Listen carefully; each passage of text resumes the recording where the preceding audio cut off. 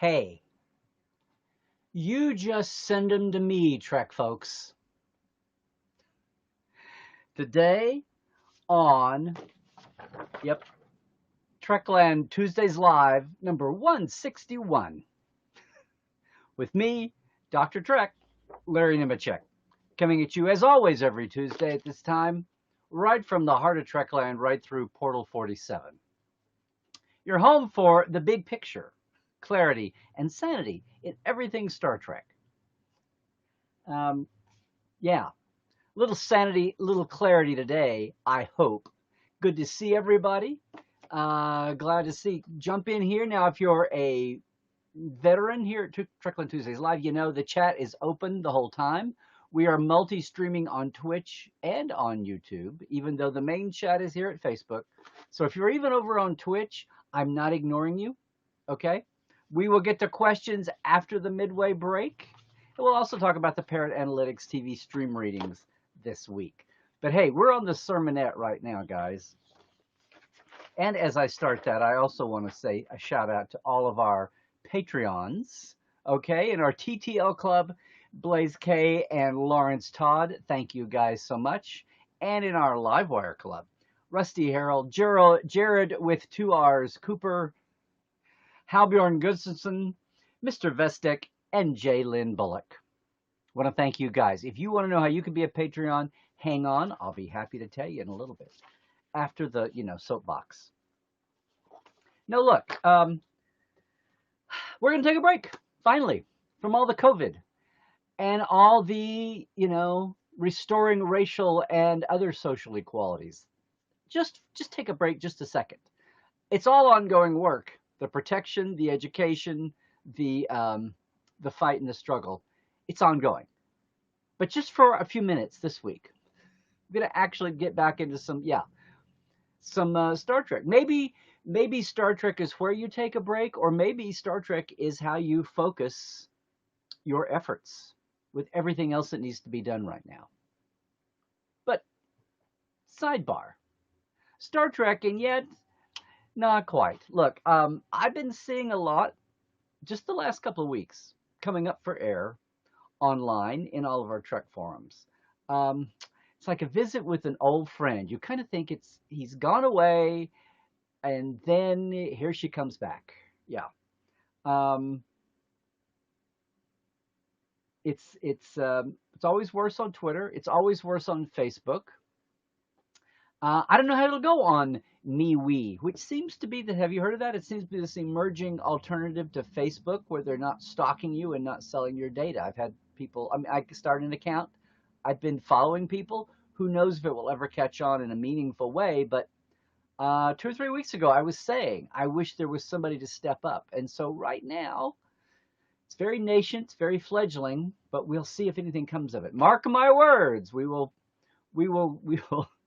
bookmark this week and see if anything comes of MeWe, because a lot of people are getting disgusted with social in general. I don't know whether this would be any better on MeWe, but yes, I'm talking about good old gatekeeping. Word we didn't even have until 4 or 5 years ago. Now look, it's just, I don't know if it's just a symptom of months of lockdown, stay at home, having a lack of new material to talk about in anything, not just Star Trek, even sports, right? If you're a sports baller. But I don't know. It's still people being called out on their fandom. Sometimes it's about misogyny. Sometimes it's the caller is just immature. And I'm not even talking about our good friends, the bots and trolls, right? I mean, we covered all that at the time. If you want to go back and get my thoughts on that and maybe break it down into some math, I think this still holds up. Go back to Trekland Tuesdays Live number 72 over a year ago. It's there in the archive on my Facebook page. Yeah. Called it Russians, Robots, and Reflections. That's good for all of society right now, not just Star Trek. But I'm not even talking in this case about those. I'm talking about the guys the guys and gals that you suspect are very much human beings and very much behind what they say. Again, sometimes I think it's misogyny. Sometimes I think it's youthful immaturity. Um, and sometimes I think it's just, somebody that was, to put it crudely in the layman's language, somebody was dropped on their head when they were 6. Now, that's not excusing anything. That's just where it is. Now, everybody deals with trolls in their own way. In gatekeepers, I should say, a gatekeeper can be trolling, looking for people to pick on. But um, look, guys, I'm talking about social. We don't even have the times most of the time now when people can be in your face. Lord, I hope some streaming situation that you're in now, thank you COVID, isn't to your face, but not that it's any less jarring than when it's long distance by text. But there's times when we're back all together again, or you remember back over the years when there'd be those folks in your face calling you out from across, or trying to call you out from across a room, in a panel room, or down the hall, or in a club meeting, or just some general whatever. Yeah, to your face. What do you do? Well, I mean, um, it's the kind of thing that we tackled on episode number 7 of Life Support Live, Gatekeeping. I invite you to go back and listen to that too, especially the why and the history. I'm kind of dancing around it here a little bit. I mean, here's a fun fact. It was gatekeeping of a sort, censorship. It was gatekeeping that led Gene to jump out and sell Star Trek finally after his episode on the Lieutenant on racism was censored. But even more to the point, it was gatekeeping before we had a name for it, 30 years before we had a name for it, 40 years. It was gatekeeping that led to the explosion of Star Trek fandom, because the newly energized, passionated Star Trek fans were going to sci-fi conventions, as you would think, including Worldcon, and all the old school LitCon folks who, to their credit, had not had a high opinion of TV and film science fiction up until then, obviously. They were thrilled to see all this Star Trek excitement and all these new kids streaming in the door. Much of them female, as a matter of fact. But after a while, it turned into this meme of they only wanted to talk about Star Trek. The new kids only wanted to talk about Star Trek. And the oldsters said, you know what, guys? They saw this and they started, maybe you should go read some classics too while you're at it. Go read some Heinlein, go read some Asimov. And there was too much new to talk about. There was too much revival news to talk about in the early 70s. And finally, somebody just said, you know what, why don't you guys just go off and have your own convention? I'm sure I'm being nicer than some folks relayed that information. And we may be talking primarily about New York City fandom, populated city fandom, LA maybe, Worldcon especially. So guess what? The kids were all right. They all went out and, started a little thing for 500 of their fellow Trek fans in New York City that grew to 3,000, and the rest is history. The rest is history, as in Star Trek fandom, media fandom, and now Comic-Con culture, right? And many a Chamber of Commerce is awfully glad for it. Of many a small town city.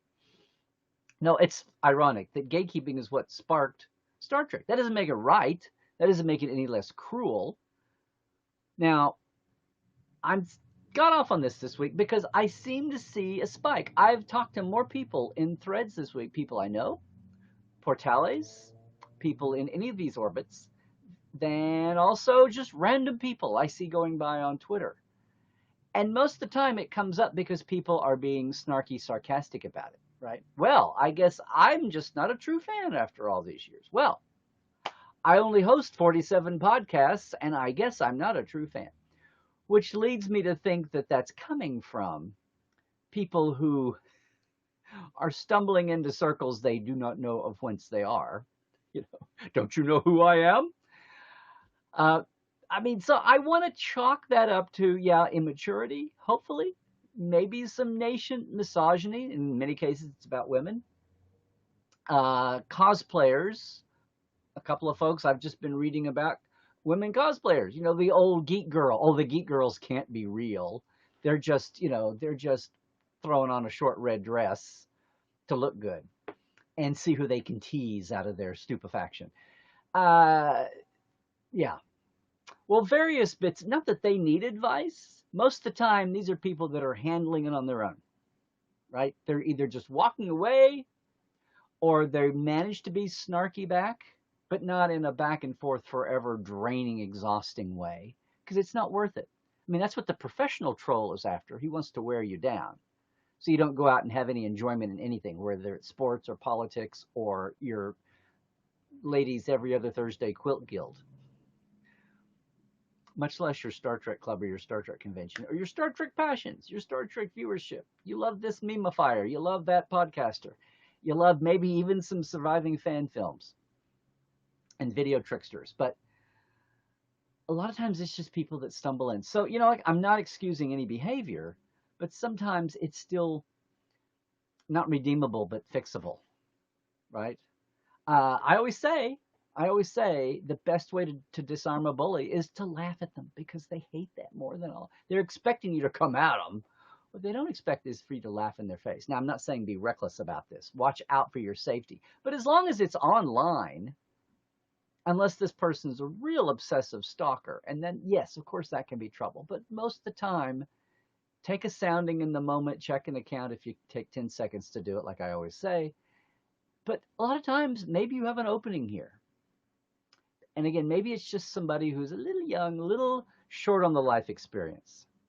Now, don't take any of this to think that I'm trying to defend gatekeeping. I am not. I'm just saying maybe there's a silver lining here, just as with those early day Trek fans who took their cash and their presence and their energy and their passion, and they just kind of departed that little Worldcon or whatever it was and went off and started a whole new phenomenon on their own, unawares. Yeah. So I'd like to think of it being a silver lining in some ways. But you know what? Maybe that's not always the case. Maybe that's not always the simple solution. Maybe you're normally got it all together, but something about this person just flummoxed you so much, right? You were just left on stun, on level 3 stun. And you just didn't handle it well, or you wish you'd said something later, or it happens all the time, and you don't know why. Look, without writing a blank check here, I'm just going to say today's title. Just send them to me. If you're in a Twitter stream, if you're in Facebook, hey, I may not be there in the moment. Better chance of this happening later at night when I'm usually on social than during the day at work, but I'm checking in. I will do my best to jump in a way that doesn't disarm you, but just piles on. Hopefully coming in sometimes bullies, I mentioned bullies, but sometimes even trolls, sometimes even live unaware gatekeepers, whatever they are, all these people, and this goes far beyond Star Trek, I might add. A lot of times people that come at you think they have the script of the encounter all in their head already. And they expect that when they come at you like this, you're going to come at them like this. What they don't expect is where they come at you like this, you come at them sideways. And I don't mean sideways with a bulldozer. I mean sideways with an angle of thought.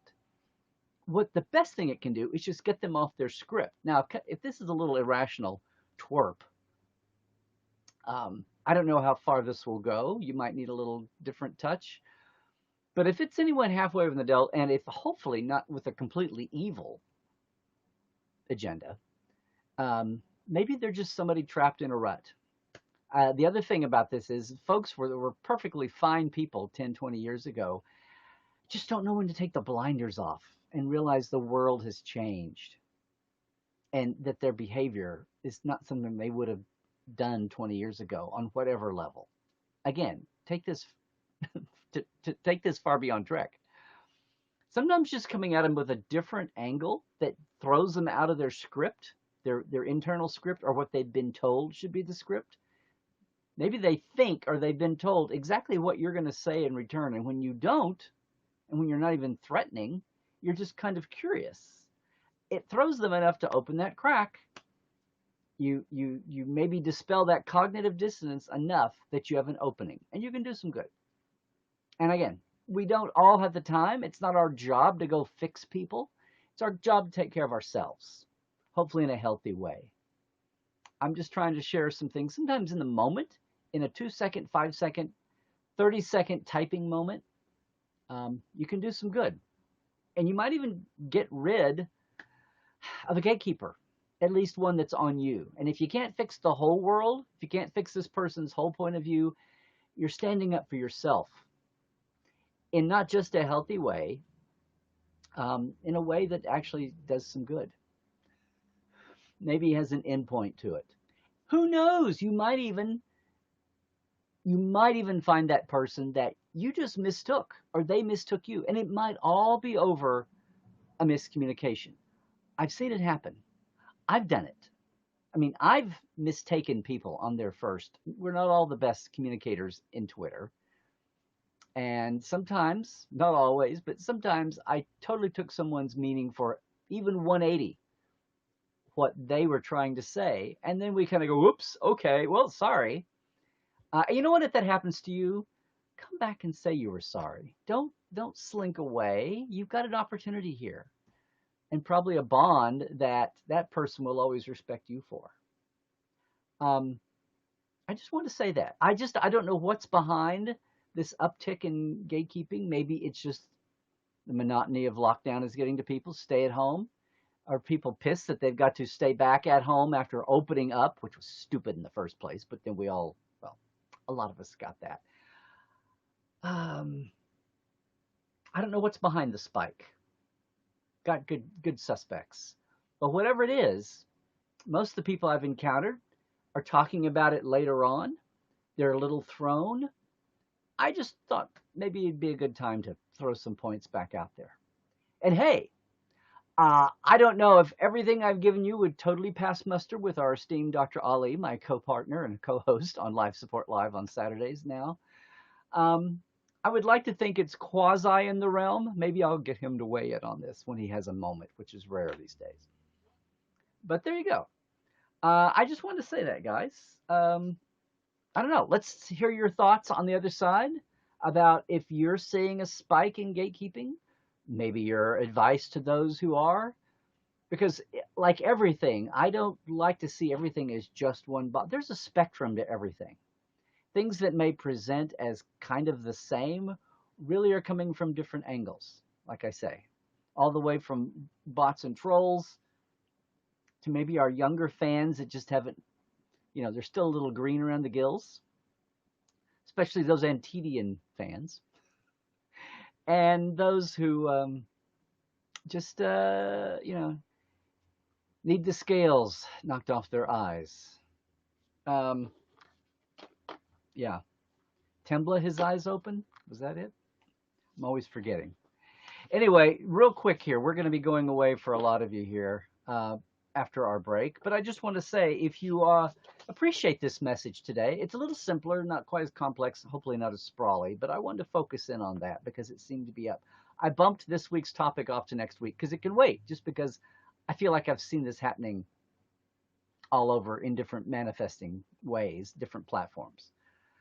But if you appreciate this, hey, it's Trek, but we took a break for the most part while we're waiting on the new stuff to come out. The virtual is so much to assess right now. We have good aggregators out there. But if you appreciate where I'm coming from, not the same old, connecting some dots maybe you hadn't thought about, I appreciate if you jump in on my Patreon, which is a platform that allows people to support their makers and creatives and all of that kind of thing. One at a time on a project or just in an ongoing way. I have a very simple ongoing system here, $5 a month or $10 a month, patreon.com/Trekland Live. Always appreciate that if you can. Otherwise, hey, I mentioned Life Support Live.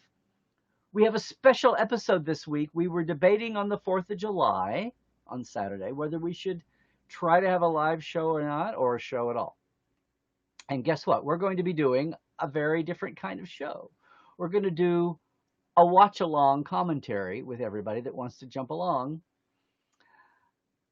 Nope, we're not doing Omega Glory. I know, it's the go-to tried and true 4th of July. Why? Because of the final scene. The rest of the show has nothing to do with the 4th of July and independence and all of that, all the ideals of Independence Day. It's another wacky parallel world story that has some redeeming moments, yes, I know, and some other weirdness, wackiness to it. Nope, not Omega Glory. We're going to live stream the movie Insurrection. Yes, Insurrection. Hey, I'll be more on that coming up. You'll be seeing more about that on all the platforms. But that's our special show. Still at 10 a.m. Saturday, 1 p.m. Pacific, 6 p.m. British summertime, 7 p.m. Central Europe summertime. But Dr. Ali and Dr. Trek, and one of us is a real doctor, come at you every Saturday at 10 a.m., usually with a show devoted to a topic. We have a lot of fun. We geek out with Trek and also give you some takeaways. We boldly go through uncertain times. This will be our 12th show in a special format, and I hope you can join us then. Bringing all of our geekery and our other insights to Insurrection. Star Trek Insurrection. No, really. You'll see. Trust me on this. Otherwise, hey, the Trek Files is out. Have a new, wonderful veteran guest with us. If the name Jacqueline Lichtenberg doesn't mean anything to you, then you need to listen. You can go right now. It's up. It's up every Tuesday. The Trek Files from the Roddenberry Podcast Network. All our brother and sister Roddenberry shows are up there too. But at the Trek Files on Facebook is where we have our documents and an audio copy. Jacqueline Lichtenberg talking about her book Star Trek Lives, early fandom. It's a little scattered, so we invite her back. There's so much to talk about. That's on Facebook, all the places. Hashtag Trek Files. And podcast.roddenberry.com if you want to see all of our shows, all the places to get it, and all the other Roddenberry shows too, okay? That said, as always, where I am right now, Larry Nemecek's Trekland is the same on Instagram. I hope you go over there sometime. It's at Larry Nemecek on Twitter and YouTube. Maybe you're there. I'm going to check questions. Again, hey, Twitch. I know it's too late now, but I'm really not ignoring you. I will check you out when we recap and rescope on the questions here in just a second. And of course, if you're enjoying this, if you appreciate my take and point of view on everything Trek and how it intersects with the world and the biz and fandom and itself, just come over and join us at portal47.net. Okay? I'm running a special often through COVID time. It'll be a short burst of a special. Not at the moment, but you might check us out this weekend, okay, on Life Support Live. And yes, I did not mention Nonfiction Network. We had our finale of Phase 1 for Now Nonfiction Network last Friday. I'll be posting them eventually. We'll have a lot of fun with it. We may bring it back in the fall. Had a lot of devoted friends and fans. I just wanted to get out to more people, and we'll figure out how to do that. It was a great time and a great run, and a lot of fun. We had a lot of fun, and we had a lot of authors come in too. Didn't intend to, they just came. So there you go, everybody. Hang on, we'll be back. Most of you will see us. A lot of you will see us after the break. Some of you, though, we're going to go away right now. So for now, as always, hello 2020. Just stay safe out there, okay? Stay woke in all the ways. Check your sources. Most of all, as always, trek well, everybody.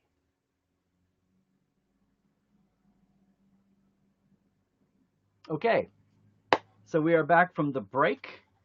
Yeah, let's look at the Parrot Analytics ratings first. Not a lot to say. If you're piling in on the chat, I will get back to it, especially what maybe I rose up there. And I know some of you with us today have run afoul of gatekeepers of whatever stripe and level. So we'll see what's going on. I will catch up with you in a second. First, I just wanted to go over the Parrots, which for Trek purposes are still pretty humdrum because there's no active Trek showing, and no Trek has the kind of legs that people are talking about it, like, you know, Game of Thrones. Let's look at the streaming onlys, okay? Oh, wow. I had the wrong. Let's get to the right let's get to the right week, shall we? Okay. So these run every Sunday to Saturday. Parrot Analytics is a company out of New Zealand. We've been following them here for 3 or 4 years. They're probably 10 or more years going now. They've been in the States for most of that time. They came up with their own metric, their own algorithm called average demand expressions, because you don't get numbers from the networks, from the streaming channels, like we had Nielsen eyeball ratings mostly to apply to old broadcast networks. And that's still going. But the streamers, they keep their numbers to themselves. And one way to measure apples to apples here is this demand metric that Parrot came up with. They recently changed it. We don't get the straight number. We get expressed as a times popularity of an average show. And this week, the average shows 64% of all series are average. Okay. 24.4% are below average. So that leaves a very tiny strip, right? So 8.6 of them are good, 2.7 are outstanding, and 0.2% are considered exceptional. Okay, well, that's nice. Meanwhile, they're just expressing these as times percent of that mean audience, which they never give you the number for. But as far as our digitals go, SpongeBob is, nope, that's overalls. Come on. Digitals, I was going to say, Stranger Things is the leader, 68.8 times as popular. I'm just going to do the top 10 here. Mandalorian after that. Harley Quinn, 13 Reasons Why. Clone Wars. Titans. Dark, which the perfect title for a streaming serial show. It's from Germany. The Witcher, Lucifer, and Doom Patrol coming down at 34.2 times as popular as an average meeting show. You know, they're all Netflix except for the 3 DCs and the 2 Disney Pluses. So that's where that is. For different various reasons. Some are coming, some are going, some are canceled, some just got renewed. You know, what sparks a popularity streak of demand? Because this is how they're scouring the internet. So overall, the overall show at 98.5 times as popular as an average. SpongeBob. Then My Hero Academia, Game of Thrones, Stranger Things, the only digital in the top 10 this week. Avatar, Last Airbender, The Flash, Monday Night Raw, Saturday Night Live, which shows you what lockdown's doing to everybody, Rick and Morty, and Steven Universe. Steven Universe winds up being 50.8 times more popular than the mythical average mean show. So for what it's worth, there it is. I'm just keeping up with it. I still wish they would just give us the raw numbers so we can compare back to the old days and see how the whole market as a whole is changing over. But I can't. There we go. So here we go. Going to say hello to everybody and see what everybody's up to. Here's where we'll re-scroll. Hey, Twitch, I might get to you if you're still around, or I'll just smile at your frustration because you didn't understand and not get it.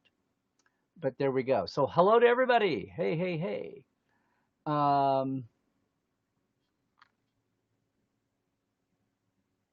What are we sending to Larry? The bar tabs? I don't. Oh, okay. Yeah. Oh, and did you notice Mountain Man is done? I was Instagram storying that last night. Yeah. So Janet, better half didn't do too bad a job here whacking on me. I'd had almost a week away from 4 months of no barber, no haircut. So I'm back among the world of the living, I think now. Okay. Let's see what we got here. Oh, you knew Scott. Yes. I'll pass that along. Hey, Johannes, coming here right after watching a successful... Oh, the Falcon 9 launched. Yes. Yay.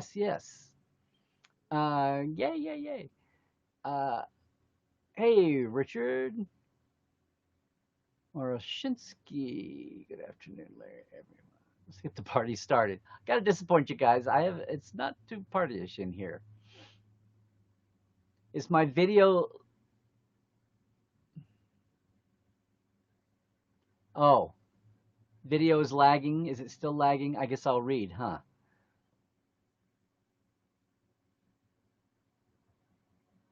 Okay. Choppy on Restream. Okay. Sorry.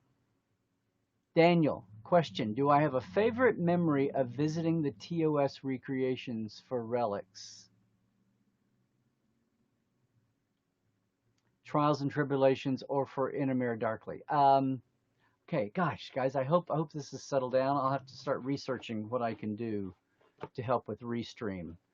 Um,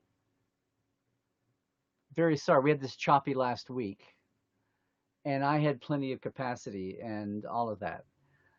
But to answer your question, Daniel, I didn't see Relics. That was before my time. That was fifth season, and I got the contract for Companion after the fifth season. But yeah, Trials and Tribulations and Inner Mirror Darkly.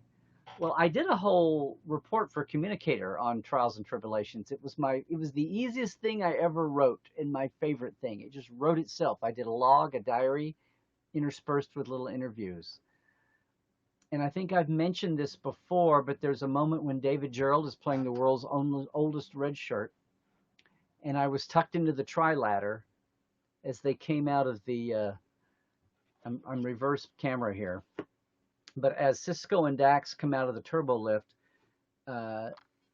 Renee, Eshvaria, and Ron Moore and I were all tucked in the triladder as they were about to come out. We were behind the camera, so the camera was going to catch them coming out of the turbo lift over here and pivot with them and then carry the scene from their backs as they walked down the hall. But as they did that, it took all the scene in, including the junction, and down the junction was a comm panel, square comm panel with the red alert and the little comm viewer, the little sky blue viewer there, and a white push button. And they had David stationed there, like he was going to be talking on the. They gave him some special business, since it was David. And as we stood there waiting for them to start and all that, he was looking over at me or looking at us and kind of mouthing and goofing off, and he was about to hit the button like this. And I was watching it, and I didn't want to get in the way. Heaven forbid, they didn't need a 19th director. But just there with David, just eyeball to eyeball across that corridor, he was doing this, and I went, he was like, and I went, and he was like, oh, yeah.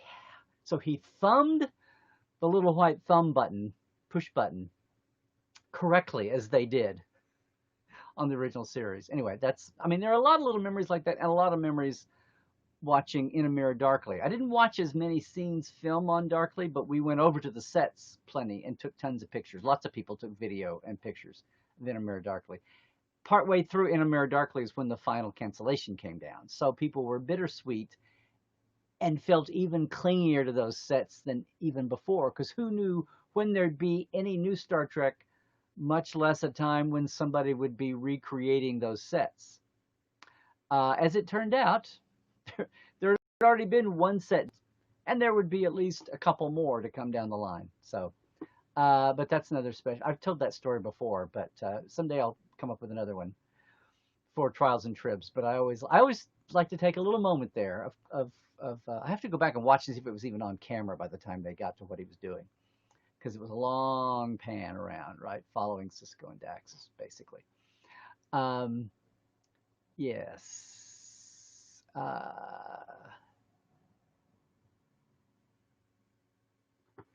So, it's you. Okay, if YouTube's the same way, then there we go.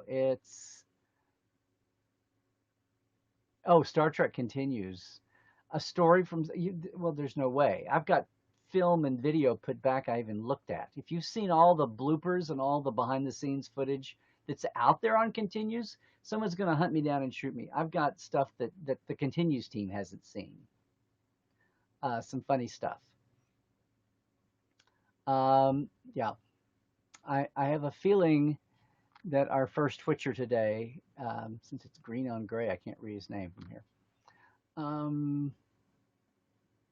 Sorry, guys. Sorry for the video. Jared says, when I was growing up in Alabama, I was more socially acceptable to go shopping for porn with your grandma than to admit to being a sci-fi fan. Yes, true. who was doing the shopping and buying. Uh, Sorry, guys.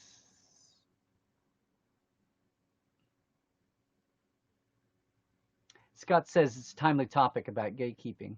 Been more aware than ever of the jokers commenting about how offended they are that Star Trek has gotten as leftist or liberal. Yeah, what have they been watching for 54 years? I know, I know. They've been watching the space battles and pew pew, I guess. Really? Is that all? How many episodes don't have a space battle or a pew pew? I don't know. Yeah,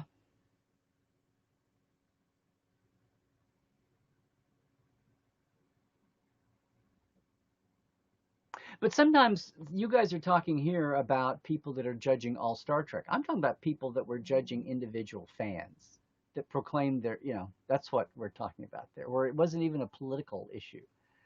Ah,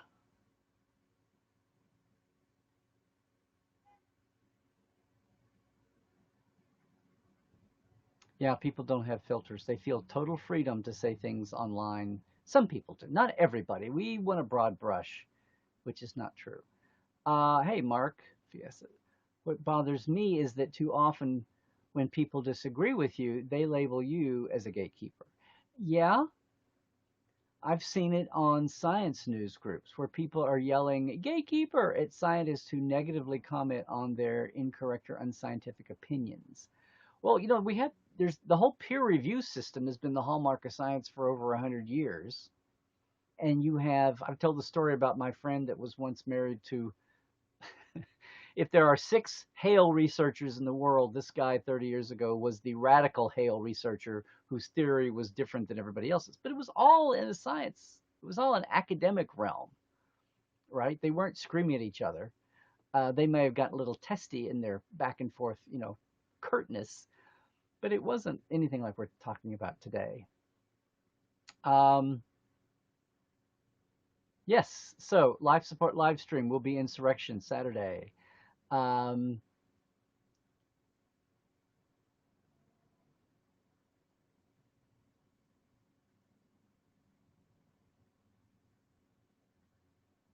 So Scott, the choice of insurrection, we were trying to look at a show that was about rebellion and principles and standing up for what you thought, even if it put yourself at risk, which is what the American Revolutionary War, the War of Independence, or what anybody's War of Independence is about.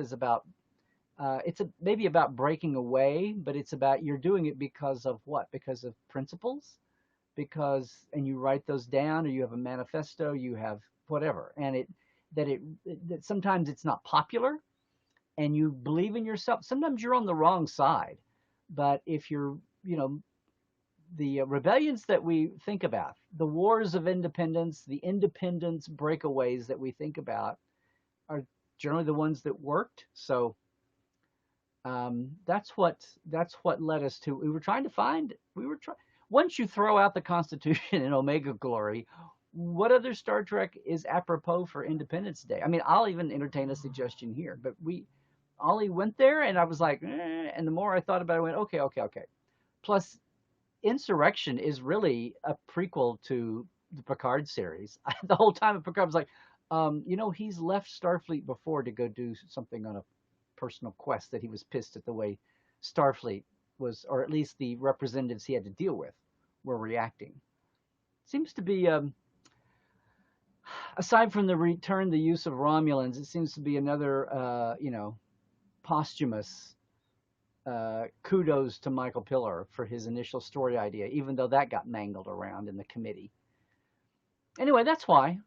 That's why. Yeah, it seems to be relevant with Picard. It seems to be relevant with the social upheaval that we're in now. People trying to stand up for what they want despite odds, and despite that's the way it's always been done.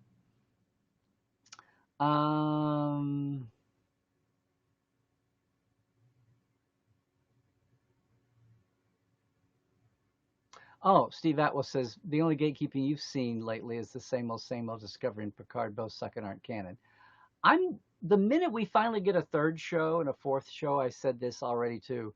I can't wait for the buffet effect to get out there, because Discovery and Picard to me are completely different shows, but it's just handy for people.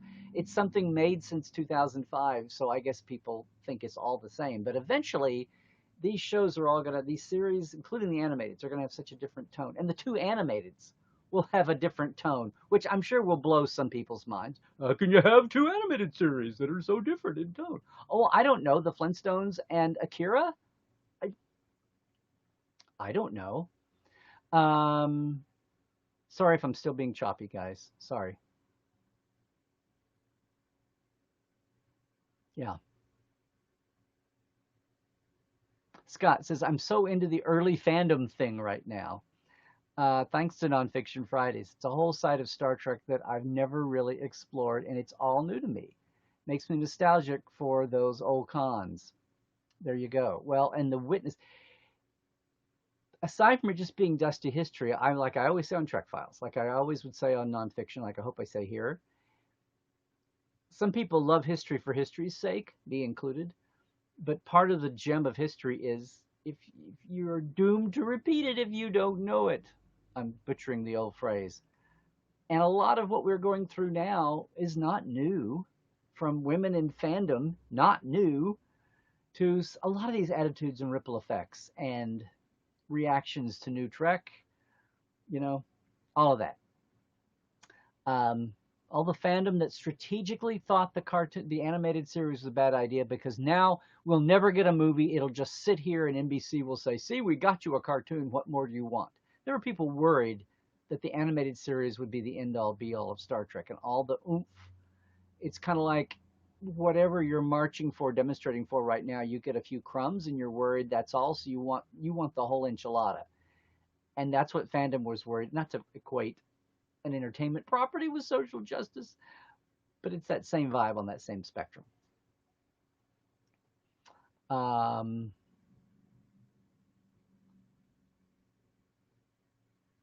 well, glad Rebecca.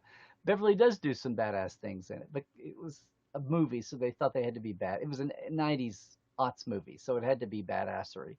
Heaven forbid we have a finesse movie. Well, Picard and Anij get a oops, dirty word, right? Get a finesse moment or two. Thank you, Mark, for loving Nonfiction Fridays. We'll do something with that later on. Um, yeah, sorry, Jared. I know, I know. I wonder if I was choppy on Twitch, but none of them are going to tell me that. Um,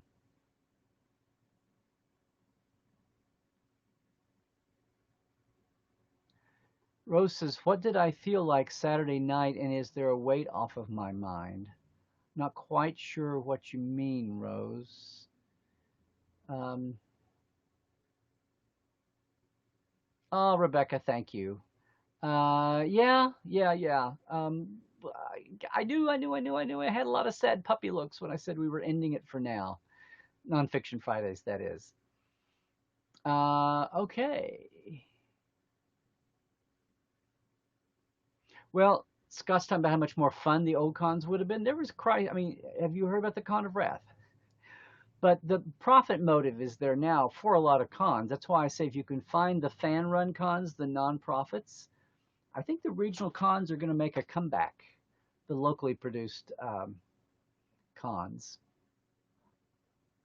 Um, okay, a lot of con stories here. The Chekhov Bowl. I used to watch that every year, the Chekhov Bowl. Scott says, what was my first con experience? Okay, well, I count them as two. My first ever to walk into a con, and then my first overnight convention. And the first con I ever went to was somebody on After School Star Trek had been advertising some kind of a thing. They chose to do it during Star Trek because they knew it had a captive audience. And what it was, there was the dealers back before Star Trek and Star Wars were big. The existing circuit of that was very big on old time radio and westerns. There was a big nostalgia dealer with movie paraphernalia. And there was a group in Oklahoma, the Oklahoma bunch, where they had a group called Oklahoma Alliance of Fandom. But it was really dealers. So OAF would organize Oklahoma City and Tulsa. They would organize 1 or 2 shows a year, and they would get 1 or 2 guests to come in. It was really like an old school Comic-Con, where it was all about the dealers, and then they would get somebody to sit down on a platform at one end of the room, right? And it was really a lot like a flea market with somebody talking once or twice a day. And they called it WinterCon. They're trying to be connish, but this was in the 70s, and they had the week. I finally talked my mom driving me to Oklahoma City and dropping me off for a few hours, and they had 2 guests. One was some comics artist. I don't know, and one was Spanky McFarlane, right, from Spanky, or from our gang, the star of the Spanky, who was still going and talking. Nostalgia, old time radio, a video, and that was it. And I went and I walked around. Of course, I only care about the Star Trek stuff, and I maybe a little of the nostalgia I knew by then, but and I was there for a few hours, and I saw Star Trek on a screen for the first time, and the bloopers. And my mom picked me up, and I was like, okay, so that was a convention, huh, that I'd been reading about in these books. Not quite to the New York standard, or even LA, but that was it. And then my first overnight convention was after I was a freshman in college, and a friend of mine, hey, Roger, if you're out there, Roger Dodger, Roger and I went to Ocon in Tulsa, the second Ocon, and stayed overnight, stayed the whole weekend. We drove, had a hotel room. I went up thinking that conventions were all of us sitting around talking about Star Trek background. And I quickly found out that's not what happens. And the first thing I did at a con was I actually went in the film room because I was so overwhelmed. And I went in and I watched Silent Running for the first time in a con film room. And that was the first thing I did. And then eventually I went out and I found the guy with the big box of Lincoln film clips that were clipped down to a clip. And I sat there for 3 hours, and he just had this loose box. They weren't even framed. And I just went through the box looking for, the Romulan neutral zone slide. But yeah, saw friends I kind of had met, but I had my first experience with the snotty hotel coffee shop waitresses that were resenting being invaded by all these sci-fi kids and these Trekkies. And us sitting there thinking, we're paying you our money. What is the problem here? Yeah, at the Old Mayo Hotel in downtown Tulsa. That was my first overnight con. And the second year I went, I sat at a fan table and showed off my medical props that I'd built. So that's how fast things move along. But that was my first convention experience. Okay, and I'm probably chopping all the way through that, and it's basically worthless. Oh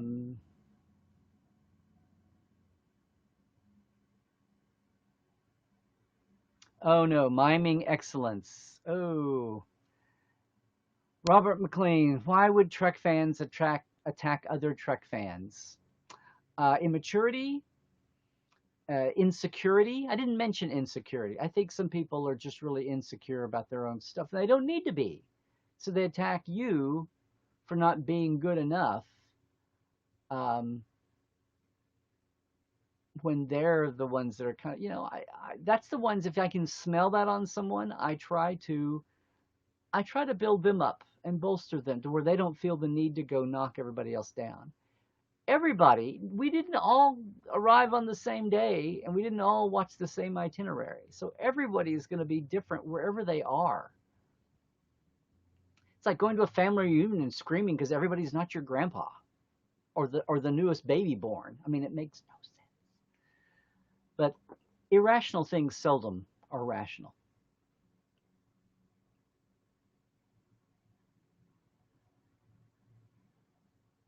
Yeah, Rebecca, you don't have no clue who that person was and where they came from, right? Rose, will there be no questions, or is it just watching the film? We're still working it out. We're going to talk. No, we'll have a chat. We will definitely have a chat going while we're talking, and we'll look over at the chat too. That answers your question. Talking about Life Support Live and our movie watch Saturday. So,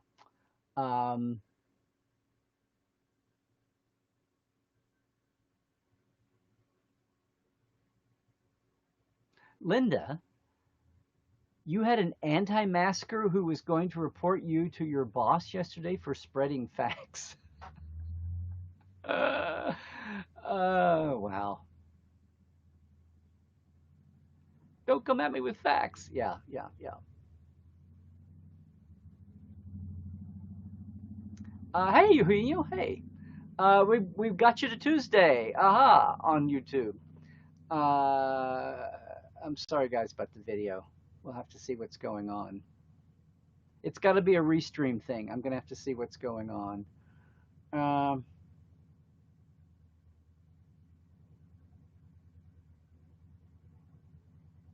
oh. Was it a weight off my shoulders? Yeah, definitely lighter. Thank you, Rose. We're getting hotter weather too, so can't scroll. Come on, scroll.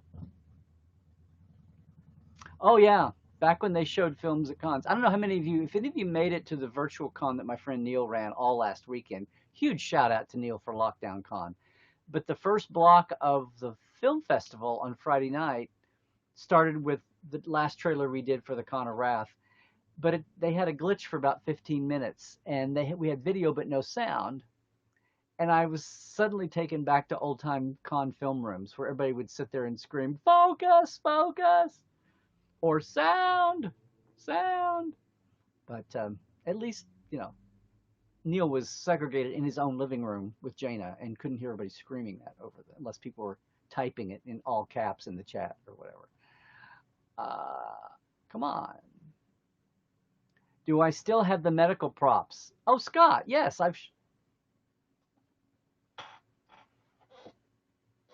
I know you're going to love this on choppy video. I dug them out a few years ago.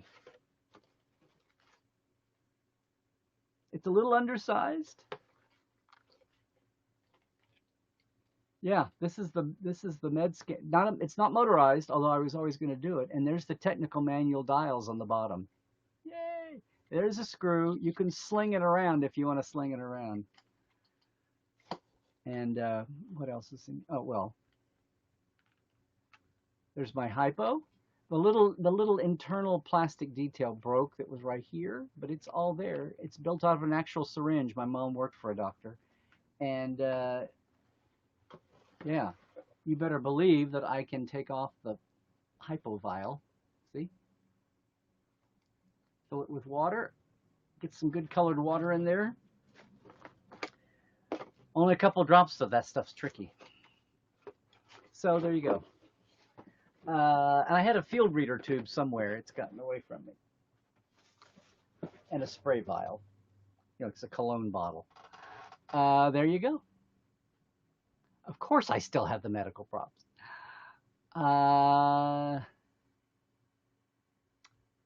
Yeah, sorry guys. I am so sorry about the video. Yeah. See, Rebecca checked her source of this troll, this gatekeeper. It's not even like worth dignifying it, calling it a gatekeeper. It's somebody with a new Twitter account, and the tweet to her was the only one. So, that sounds like a, I don't know, random troll or whatever. Feels like we're having a Nonfiction Friday reunion here with everybody. But glad you could make it over.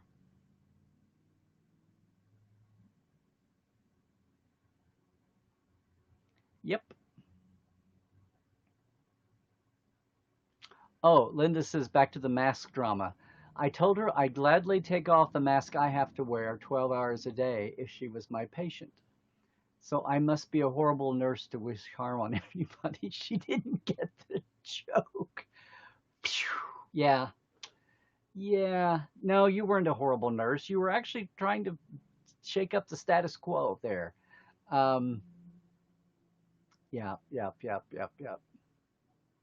Someone doesn't want a nurse wearing a mask. Well, there's the world we live in. It makes sense to anti-maskers. Sorry about the video lag, guys. I will do some research this week. This is 2 weeks in a row, I think. Not good for your numbers later on YouTube, sorry to say. And it's a subject that I would have liked to have had. Well, I think we're at the bottom of the hour. something about choppy video tends to turn people off and conversations. So it looks like I'm caught up on the questions. So why don't we call it a day there, guys? I am so sorry about the video. I will promise you I'll get some research going and figure out what the hell is going on here and make sure it's not something in the tech. On Life Support Live, we're using Restream as a hub after first using Skype to get the Ecamm for the graphics and then out to Restream for the multi-platforming. So we'll see. I may have to go, unless we can't figure this out, I may have to go back to direct just Facebook only for right now, but we'll see what happens. This is pointless, and I'm picking up, if this is no good for YouTube, then it's no good for YouTube. Yeah, and I'll go to podcast form. Just turn down on old TVs, you could turn your brightness down all the way and just use it as a radio. Sorry about that, guys. Seriously. But just again, once again, at least in choppy video, you can still read the names. I do want to thank all of our Patreons again there, right? And maybe if you do want to jump in my Patreon, it'll buy me 10 minutes where I can go and research this a little bit better. But I do appreciate all the support, guys, in this way, in this channel. And again, Life Support Live this Saturday is going to be a watch along with Insurrection, still same time at 10 o'clock. And yes, you will be able to chat in. However we tech the tech, we will have chat and we'll be talking too at the same time. Otherwise, you know the score where we are right now. Where we are right now on Facebook is also where you can see the Trek files. It's up today. Jacqueline Lichtenberg is a hoot. We kind of eventually got around to our topic, but there's so much going on there that she's got so much to share that I think we finally, after 3 or 4 shows that you'll hear, we finally got most of it in, which is kind of funny. Otherwise, yeah, it's at Larry Nemecek on Twitter and YouTube, where you are now if you're on YouTube. It's Larry Nemecek's Trekland on Facebook, on Instagram too, and portal47.net, as you've heard. Anyway, guys, thanks so much. Thanks for your patience. I swear we will fix this. And until then, again, having trouble with those gatekeepers, if they leave you flummoxed and stymied and astounded, just send them to me. All right, everybody. Hey, as I said, stay healthy out there. Stay woke in all the right ways. And of course, most of all, trek well, everybody.